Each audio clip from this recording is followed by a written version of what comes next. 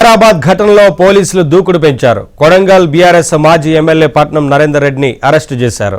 Hyderabad KBR park దగ్గర morning walk చేస్తుండగా ఆయన అదుపులోకి తీసుకుని వికారాబాద్ తరలించారు.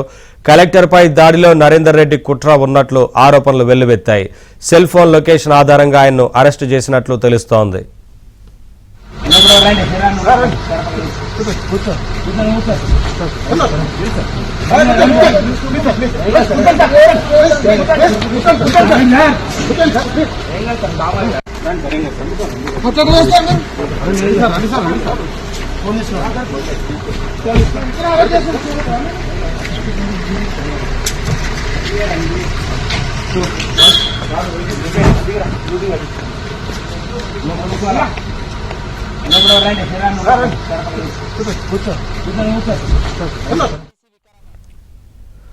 వికారాబాద్లోని డీటీసీ సెంటర్కు పట్నం నరేందర్ రెడ్డిని పోలీసులు తరలించారు. డీటీసీ సెంటర్ నుంచి నేరుగా కోర్టులో హాజరుపరిచే అవకాశం ఉన్నట్లు తెలుస్తోంది. ప్రభుత్వ వైద్యులను నేరుగా డీటీసీ పిలిపించి వైద్య పరీక్షలు చేయిస్తున్నారు.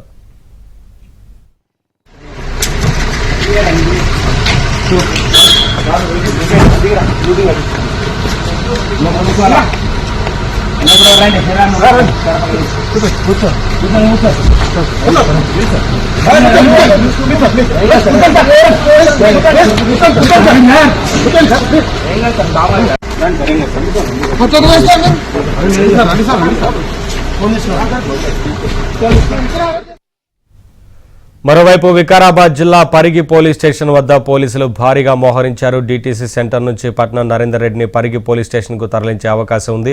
పరిగి పోలీస్ స్టేషన్కు 2 వేలలో పోలీసు బలగాలు చేరుకున్నాయి. పోలీస్ స్టేషన్ సమీపంలోని పోలీసులు ఎవరిని అనుమతించడం లేదు.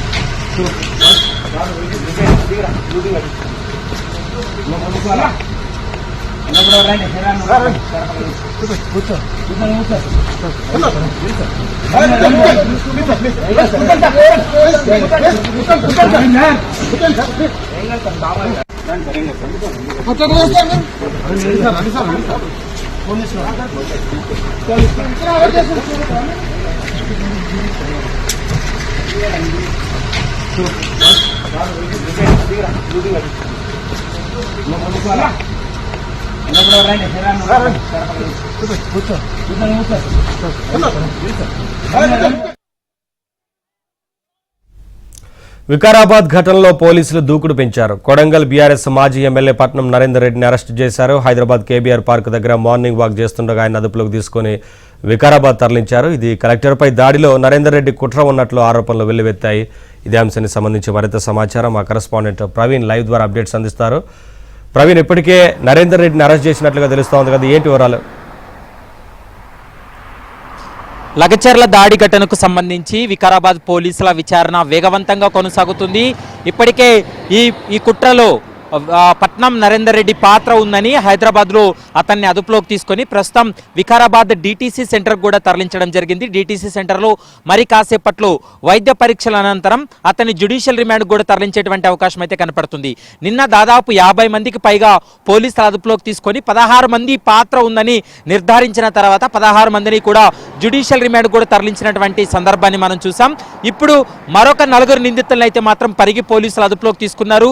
ఆ 4 నిందితులకి కూడా ప్రస్తుతం ప్రభుత్వ వైద్యశాలలో అక్కడ వైద్య చికిత్సల అనంతరం వారిని కూడా అంటే పట్నం నరేందర్ రెడ్డితో పాటు మరొక 4 మొత్తం ఈరోజు 5 మందిని రిమాండ్కి తరలించేందుకు పోలీసులు అన్ని ఏర్పాట్లు పూర్తి చేసినటువంటి సందర్భం కనపడుతుంది.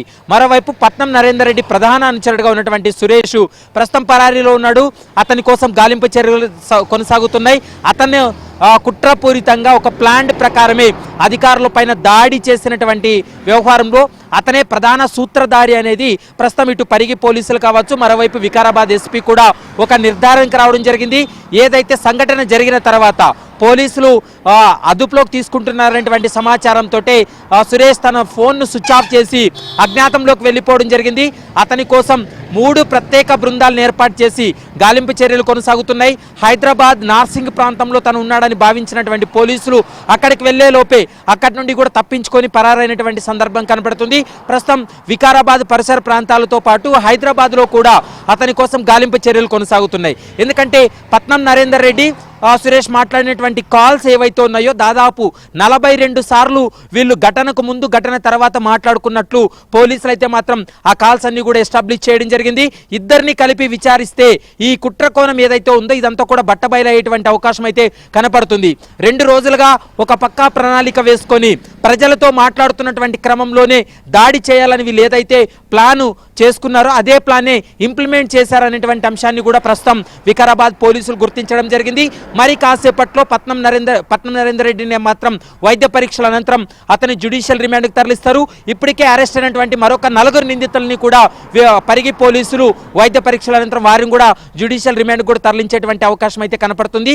ఇందులో బీఆర్ఎస్ సంబంధించినటువంటి కీలక నేతలు ఎవరైనా వెనుకుండి నడిపించారన్న కోణంలో కూడా ఇంకా దర్యాప్తు చేయాల్సినటువంటి అవసరం ఉంటుంది. విచారణలో ఆ అంశాలన్నీ కూడా వెలుగులోకి రావాల్సినటువంటి అవసరం ఉంటుంది.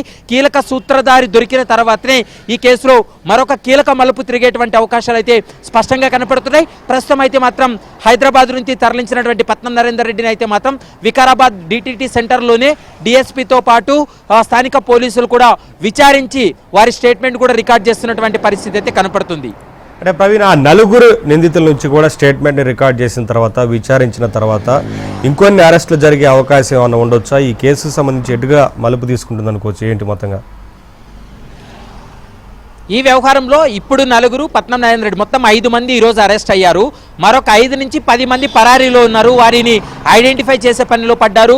ఎందుకంటే వీడియోలో ఉన్న వారందరినీ కూడా ఐడెంటిఫై చేసి ఒక్కొక్కరిని పిక్ చేయడం జరిగింది. నిన్న 50 మందిని అదుపులోకి తీసుకున్నప్పటికీ కూడా 16 మంది పాత్ర చాలా కీలకంగా ఉంది. 16 మంది ఫిజికల్గా వాళ్ళు దాడి చేసినటువంటి సమయంలో ఉన్నారు, రాళ్ల దాడి చేసినటువంటి సమయంలో ఉన్నారు కాబట్టి వాళ్ళని జ్యుడిషియల్ రిమాండ్కి తరలించారు.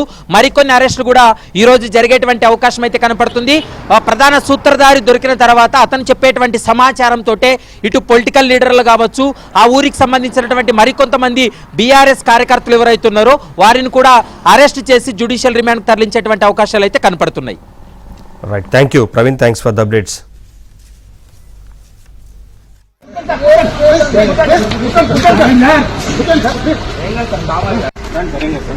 కొత్త